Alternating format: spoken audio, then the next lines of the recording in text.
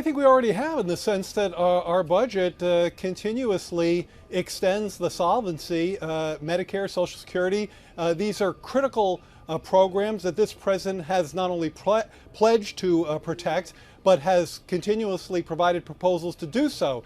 Now look, I mean, one way to do this is to continue to pursue his fair taxation agenda.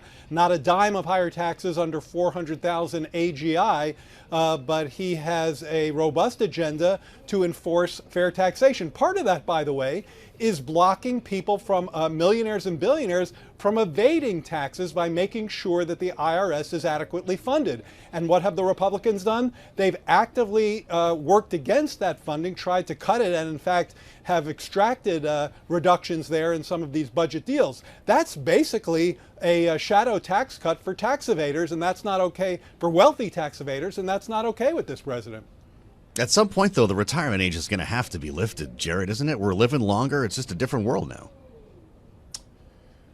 Look, Social Security is such an essentially important program for our seniors, and it is one of the most effective, efficient programs we have. We're going to continue to protect it, to bolster it, and to make sure it is there for generations to come.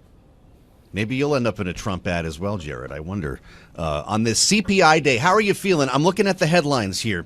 U.S. inflation accelerates, tempering case for Fed to cut rates. U.S. inflation picks up as goods prices halt months-long decline.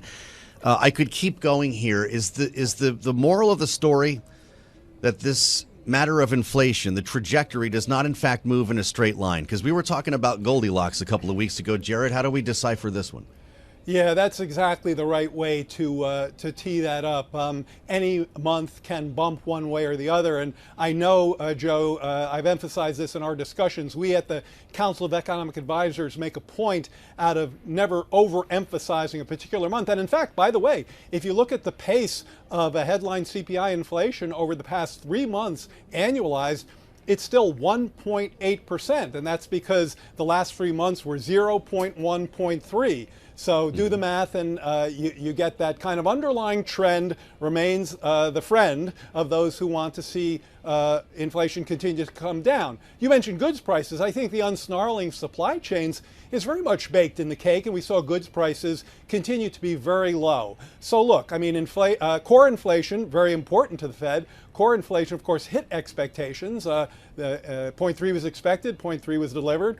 So we see that prices continuing to ease, job market remaining strong, and the combination of those two is delivering real wage gains, which we also learned about this morning. And that's a trend, not a blip. We've seen real wages up about 1% over the past year, and they've been rising now for a while. Very important to our working families. Well, we've talked before as well, Jared, about the last mile, that it's in fact, it's that last 10 pounds that are so hard to lose here. Are we going into the most difficult part of this inflation battle? I mean, I think we'll have to see. I certainly understand those arguments. I mean, one question there is there more room to run on the economy supply side? Can we continue to improve supply chains, and can we continue to see labor supply increase, especially among prime age workers? And I think the answer to both of those is yes. So I'm not ready to sign up for this last mile argument, though it's something we're of course going to be keeping a close eye on. Okay. That's fascinating. Do you worry about the impact of what's going on the Red Sea? Jared, you've referred to supply chains and goods prices here, and we're looking at these massive tankers going all the way around Africa because of this security threat at the moment. Is that going to reach consumers at some point? Again, this is something that, whether it's our national security, our economic team, monitoring extremely closely. Operation Prosperity, as you know, is a coalition effort in effect to help escort ships and keep commerce going in the region. Now, I think the important thing there is to just cut right to the punchline and look at the impact on gas prices, at least thus far. It's been a very limited impact. I woke up this morning and the national gas price was $3.08 a gallon. It was below $3 in 30 states across the land. And remember, in June of 22, that price peaked at north of $5 a gallon. So that's been very welcome to American consumers at the pump. It's also helping to keep consumer spending strong, and that's been at the core of our recovery. So limited impact thus far, but very much, of course, on the watch list. Spending time with Jared Bernstein, chair of the White House Council of Economic Advisors, here on Bloomberg. I'm sure you're dialed in on this potential for a tax deal on Capitol Hill, Jared. I'm kind of amazed that we're even having this conversation right now when we're not even sure if we can fund the government or, dealing with the border or so many other issues that we could talk about.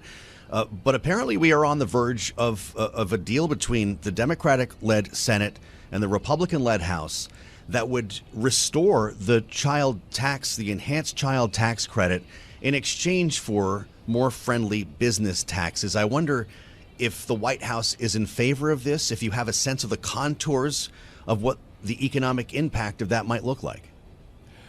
Well, I think it's a really important practice not to for the White House to comment until the president goes first when it comes to ongoing negotiations. So I'm not going to give you a White House readout. What I will say is that President Biden has consistently supported a child tax credit expansion, much like the one he put in place in the rescue plan. Now, he's talked about the importance of paying for that. And again, that takes us back to a tax agenda that injects a significant fairness into the code, particularly for those at the top of the scale and particularly for those who want to evade taxes by giving the IRS the resources it needs. But look, the child tax credit reduced child poverty in half, and then it expired, and child poverty went way back up. It is one of the greatest investments we can make in this nation to have as low a child poverty rate as possible. And what we learned from earlier versions of that debate, the numbers I just cited, is that the child poverty rate is a policy decision.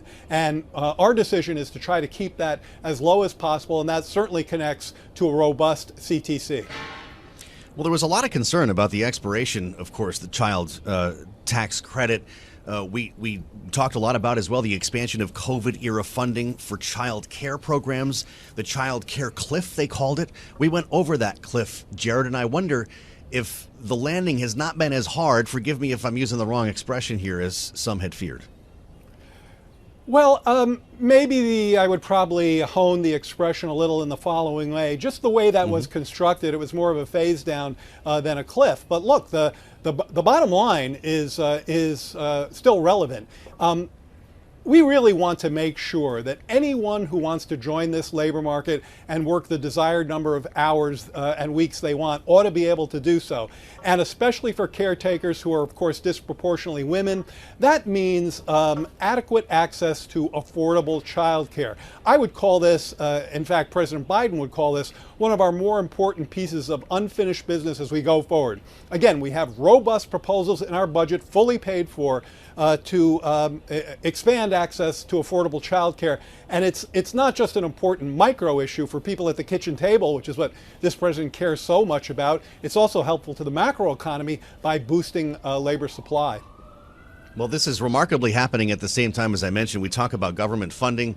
Next Friday would be the beginning of a shutdown if this doesn't work out. And I know that Speaker Johnson is under immense pressure from his right flank in the House to not do a continuing resolution. Jared, I'm just wondering if you see the odds of a shutdown rising and what economic impact that would have.